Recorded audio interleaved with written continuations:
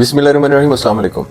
Iran और America के दरमियान होने वाले मुज़ाकरात को लेकर डेडलॉक आ चुका है। American vice president JD Vance अपना बैग पैक करके वाशिंगटन जा चुके हैं, लेकिन पीछे एक ऐसा सवाल छोड़ गए जो पूरी दुनिया को खौफजदा कर रहा है। क्या इस्लामाबाद मुज़ाकरात की नाकामी अब किसी न्यूक्लियर वॉर का आगाज है? आज मैं आपको बताऊंगा कि इस्लामाबाद के सेरेना होटल में होने वाले इस 21 घंटे लंबी मैराथन नेगोशिएशन के पीछे की असल कहानी क्या थी।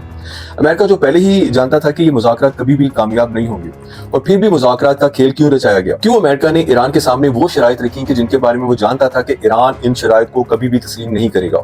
जब मुज़ाकरात नाकाम हो गए तो अब क्या अमेरिका दोबारा ईरान पर हमला करने वाला है, या ईरान कुछ ऐसा करने जा रहा है, अब की बार कुछ ऐसी स्ट्रेटेजी बना रहा है कि जिसका तसव्वुर भी नहीं किया होगा आपने? सेरेना होटल में होने वाले ये मुज़ाकरात कुल 3 बड़े सेशंस में मुकम्मल हुए। पहला सेशन होता है 11 अप्रैल की सुबह, जहां सिर्फ एजेंडा तय पाया जाता है। दूसरा सेशन चलता है सिर्फ चंद घंटे, जहां सुनने में आता है कि बंद कमरों में शदीद गर्मा गर्मी और बहस हुई, क्योंकि अमेरिका ने ईरान की यूरेनियम एनरिचमेंट वाली शर्त को मानने से साफ इनकार कर दिया था। और फिर 12 अप्रैल की सुबह तीसरे और आखिरी सेशन में जब बात बिल्कुल ना बन सकी, तो जो अमेरिकन डेलीगेशन था वो नेगोशिएशन टेबल से उठकर डेडलॉक पर क्विट करके चला गया। सादा अल्फाज में कि अमेरिका चाहता था कि ईरान अपने एटमी प्रोग्राम को मुकम्मल तौर पर बंद कर दे, मगर ईरान के लिए ये एक अनफेयर डिमांड था जो उसको बिल्कुल भी काबिल कबूल नहीं था। अमेरिका इस सीज फायर के लिए पीस टॉक को लेकर कितना संजीदा था, इस बात का आप इससे अंदाजा लगा सकते हैं कि 8 अप्रैल की सुबह इस्लामाबाद में सीज फायर का ऐलान होता है, और अभी इस सीज फायर को सिर्फ 3 घंटे भी नहीं गुजरे थे कि ईरान की एक बड़ी ऑयल रिफाइनरी पर हमला हो जाता है। इसका मतलब यह है कि अमेरिका मुज़ाकरात की मेज पर सिर्फ टाइम हासिल करना चाहता था,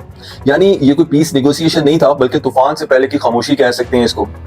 हिस्ट्री गवाह है कि अमेरिका ने कई बार मुज़ाकरात को एक सियासी ढाल के तौर पर इस्तेमाल किया है ताकि वो टाइम गेन कर सके, जिसके पीछे अमेरिका का असल मकसद ये होता है कि जंगी महाज पर मौजूद अपने थके हारे सोल्जर्स को रिचार्ज करे, अपने लॉजिस्टिक्स को बहाल करे और अपनी मिलिट्री पोजीशनिंग को नए सिरे से ऑर्गेनाइज्ड करे। इसकी एक मजबूत मिसाल वियतनाम वॉर के दौरान मिलती है, जब अमेरिका ने पेरिस पीस टॉक के बहाने वक्त हासिल किया ताकि अपनी गिरती हुई फौजी साख को संभाल सके और behind the scene military strategy तैयार कर सके।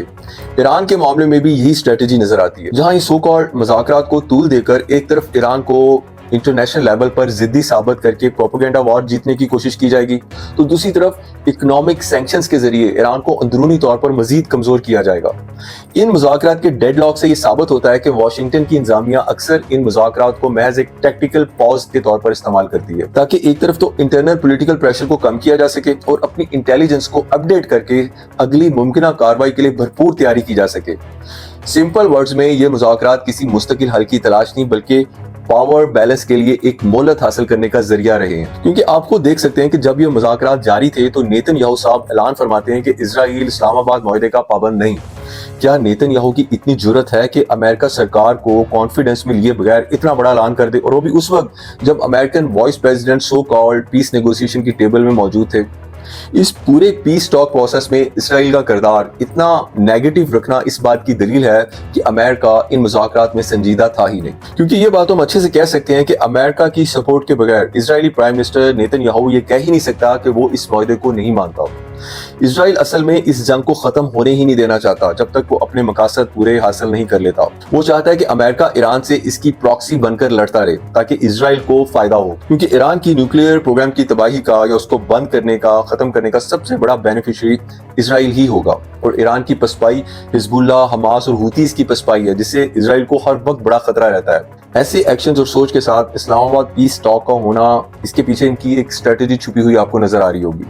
आपको याद होगा कि ट्रंप ने ईरान के 10 पॉइंट्स प्रपोजल को कचरे के डब्बे में डाल दिया था, जिसकी अनाउंसमेंट व्हाइट हाउस की प्रेस सेक्रेटरी ने की थी। अमेरिका की इस ड्यूल गेम को समझने के लिए इनकी तारीखें देखना जरूरी है। 7 अप्रैल को जब ईरानी मिसाइल अमेरिकन मिलिट्री बेसिस पर गिरते हैं तो ट्रंप ने घबरा कर ईरान को जो 10 पॉइंट्स प्लान था उसको वर्केबल करार दिया ताकि जंग रुक जाए और ईरान का एग्रेशन थोड़ी देर के लिए काबू में किया जा सके। लेकिन जैसे ही खतरा टलता है और ईरान थोड़ा काम डाउन होता है तो 10 अप्रैल को ट्रंप साहब उन्हीं जो ईरान के 10 पॉइंट्स थे उनको गार्बेज कहकर कचरे में डाल देते हैं। और फिर वक्त आता है जब पाकिस्तान मेडिएटर बनकर इन 10 पॉइंट्स को 15 पॉइंट्स रिफाइंड प्लान में बदलता है। तब कहीं जाकर 11 अप्रैल को बाकायदा इस्लामाबाद नेगोशिएशन का आगाज होता है। ये उतार चढ़ाव और ये ऊंच नीच साबित करती है कि अमेरिका का कोई एक स्टैंड था ही नहीं। वो कभी हमले रुकवाने के लिए झुकता था तो कभी टाइम गेन करने के लिए यू टर्न लेता था। इनका असल मकसद मुज़ाकरात नहीं बल्कि मिलिट्री स्ट्रेटेजी को दोबारा एक तरतीब देना था, और साथ में इजराइल को भी टाइम मिल सके, वो भी अपनी पोजीशनिंग थोड़ी मजबूत कर सके। اب ذرا اپنے ملک پاکستان کے کردار پر تھوڑی بات کرتے ہیں، جس کے بارے میں ایک خبر یہ بھی ہے کہ پاکستان پر الزام ہے کہ وہ ایران پر امریکن کنڈیشنز یا امریکن جو پوائنٹس ہیں اس کی شرائط ماننے کے لیے دباؤ ڈال رہا ہے۔ نو ڈاؤٹ بہت اچھی بات ہے کہ اسلام آباد اس پیس ٹاک کو ہوسٹ کر رہا تھا، لیکن کیا ہم ایک آزاد اور غیر جانبدار میڈیٹر رہے ہیں اس تھرو آؤٹ پروسیس میں؟ خبریں یہ آ رہی ہیں کہ ہمارے جو حکام بالا تھے ایران پر دباؤ ڈال رہے ہیں کہ وہ امریکہ کی سخت باتیں مان لے۔ اس میں میرا ایک چھوٹا سا انالیسس یہ ہے کہ پاکستان اس وقت معاشی طور پر امریکہ کے زیر اثر ہے، ہمیں ڈالرز اور آئی ایم ایف کی ضرورت ہے، اس لیے ہم ایران کی اس بہادرانہ جنگ کو ایک ڈپلومیٹک ڈیڈ لاک میں بدلنے کی کوشش کر رہے ہیں۔ ایک طرف ایران ہے جو اکیلا لڑ رہا ہے، کسی اور کے لیے نہیں، ہمارے اپنے پیلسٹینین بھائیوں کے لیے، اور دوسری طرف وہ قوم جو مسلمان ہیں اور امریکہ کا ایک میسنجر بن کر سمجھتی ہے کہ ہم نے اپنا فرض ادا کر دیا۔ اس پورے ڈرامے کا انجام کیا ہوا؟ American vice president J D Vance کا یوں اچانک واپس چلے جانا یہ بتاتا ہے کہ ایران جھکنے سے صاف انکار کر رہا ہے۔ ایران کا اس جنگ میں ایک مضبوط سٹینس ہے، وہ یہ ہے کہ لیبنان اور سیریا کے مسلمانوں کو کسی صورت وہ تنہا نہیں چھوڑنے کو تیار۔ تہران کے لیے صرف ایک سیاسی اتحاد نہیں بلکہ ایک گہری اسٹریٹجک ڈیپتھ کا معاملہ ہے، کیونکہ وہ جانتے ہیں کہ اگر سیریا اور لیبنان کی ڈیفنس شیلڈ کمزور ہوئی تو جنگ براہ راست ایران کی اپنی سرحدوں تک بھی پہنچ ہی جائے گی۔ اس کے ساتھ ساتھ ایران خود کو عالم اسلام کا لیڈر ثابت کرنے کے لیے ان ریجنز کے مظلوم مسلمانوں کی حمایت کو اپنا مورل اور ریلیجیس ڈیوٹی قرار دیتا ہے۔ یہی وجہ ہے کہ اسلام آباد جو نیگوسیشنز تھیں ان میں بھی ایران نے واضح کر دیا کہ وہ اپنے ریجنل الائز کو سیکریفائس کسی صورت نہیں کرے گا۔ ایران کا یہ مضبوط سٹینڈ کہ وہ اپنے الائز کے لیے آخری حد تک جائے گا امریکہ اور اسرائیل کے لیے سب سے بڑا چیلنج بن چکا ہے، کیونکہ ان کی اصل اسٹریٹجی ایران کو تنہا کر کے اس کے اثر رسوخ کو ختم کرنا ہے، جسے ایران اپنے آئیڈیولوجیکل کمٹمنٹ کے ذریعے ناکام بناتا چلا جا رہا ہے۔ انشاءاللہ آپ سے پھر بات ہوگی، تب تک کے لیے فی امان اللہ۔